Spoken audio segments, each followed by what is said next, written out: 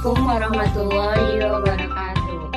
Kami dari kelompok 2 dengan saya sendiri Melvi Ayuni dengan NIM 23110005 dan saya Aziza Mayuni dari NIM 23110049. Di sini kami akan menjelaskan secara langkah-langkah uji T sampel berpasangan atau Piret sampel t-test. Baik, di sini saya akan menjelaskan terlebih dahulu pengertian uji T berpasangan. Uji T berpasangan atau Piret t-test adalah salah satu metode yang digunakan untuk menguji apakah selisih rata-rata antar pasangan pengukuran bernilai 0 atau tidak. Selanjutnya, konsep dasar uji Piret sampel t-test.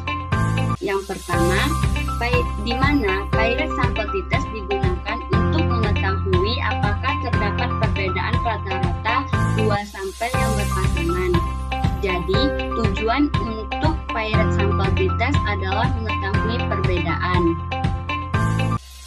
Kedua sampel yang dimaksud adalah sampel yang sama namun mempunyai dua data. Jadi, memiliki sampel yang sama kemudian terdiri dari dua data. Ketiga, uji Piret sampel t-test merupakan bagian dari statistik parametrik.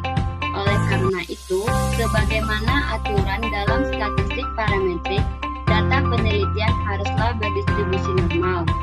Jadi, sebelum dilakukannya uji Piret sampel t-test dilakukan terlebih dahulu adalah uji normalitas.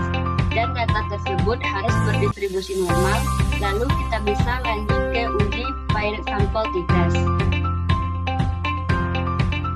Oke, kita masuk ke langkah-langkah pengolahan data dengan SPSS. Sebelum masuk ke langkah-langkah pengolahan data dengan SPSS, di sini saya mempunyai data hasil belajar matematika, data pretest dan posttest. Jadi di sini saya akan mencari tahu apakah hasil belajar matematika pada siswa terdapat perbedaan antara pretest dan posttest. Setelah dilakukan perlakuan, yakni diterapkannya metode pembelajaran kelompok, mengetahui apakah metode pembelajaran kelompok tersebut efektif untuk meningkatkan hasil belajar matematika jika melakukan tes dulu sebelum pembelajaran itu diterapkan. Ini adalah nilainya. Kemudian setelah dilakukan metode pembelajaran kelompok, kita tes lagi untuk disebut pretest dan posttest. Ini adalah hasil belajar oleh masing-masing siswa. Baik, kita akan masuk ke langkah-langkah pengolahan data dengan SPSS. Baiklah, selanjutnya kita akan menguji t-test menggunakan SPSS. Berikut caranya. Ini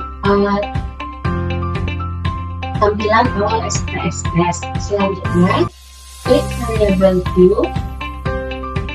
Kemudian pada line kita tulis free background.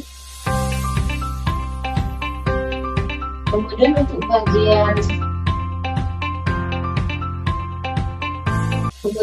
bagian bawahnya kita tulis post, dan bagian pada label free kita tulis pretest.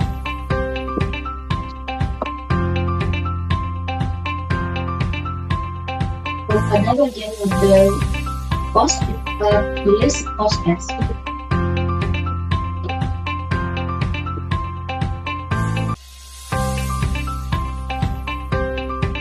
Selanjutnya kita klik ke data view. Pada tampilan ini saya akan memasukkan angka-angka yang ada di Excel, yaitu angka-angka hasil pretest dan posttest. Caranya, saya buka Excel terlebih dahulu, kemudian saya load pada bagian hasil belajarnya. Kemudian saya copy, lalu saya paste di SPSS.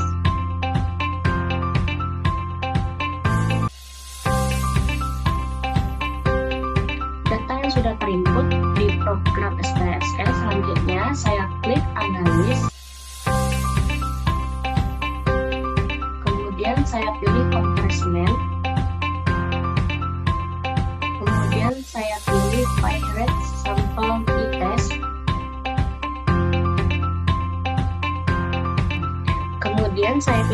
ke sebelah kanan untuk data pretest. Kemudian saya pindahkan post-test ke sebelah kanan juga. Terus saya klik OK. Nah, ini adalah output SPSS. Di sini saya telah menyusun ringkasan dari output ini beserta dengan penjelasannya. Yang pertama, pada output ini diperlihatkan hasil ringkasan statistik deskriptif dari kedua sampel atau data pretest dan post-test. Nah, ini adalah keterangan Mian.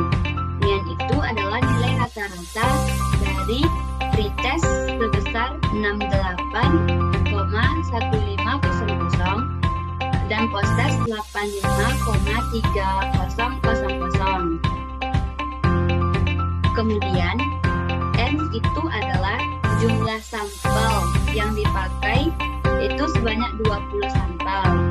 Di sini juga diinformasikan ke standar deviasi dan standar error mean.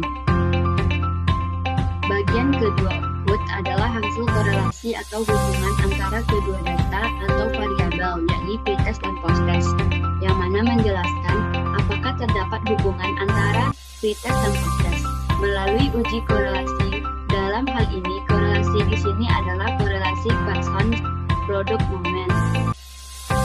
Nah, diketahui nilai signifikasi sebesar 0,457. Artinya, nilai ini lebih besar dari 0,05. Sebagaimana dasar pengambilan keputusan dalam uji korelasi, karena nilai signifikasi lebih besar dari 0,05, maka indikasinya adalah tidak ada hubungan antara pretest dan post-test. Output ketiga. Dalam output ini, kita diberikan gambaran tentang ada atau tidaknya perbedaan antara pretest dan post-test, yang mana dasar pengambilan keputusan.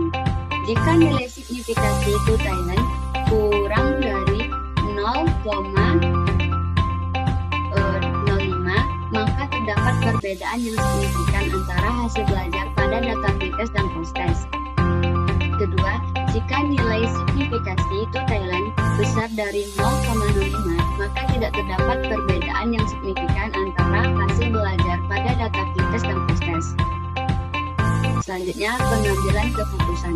Diketahui bahwa nilai signifikan itu Thailand sebesar 0,000 kurang dari 0,05 atau kecil dari 0,05, maka kita dapat disimpulkan bahwa terdapat perbedaan yang nyata antara hasil belajar matematika pada data pretest dan post-test. Dari hasil ini, dapat pula kita simpulkan melalui metode pembelajaran kelompok atau diskusi dapat meningkatkan hasil belajar matematika, karena di sini hasil dari uji pairing sampel t-test menunjukkan adanya perbedaan yang nyata untuk hasil belajar yang diperoleh oleh masing-masing siswa.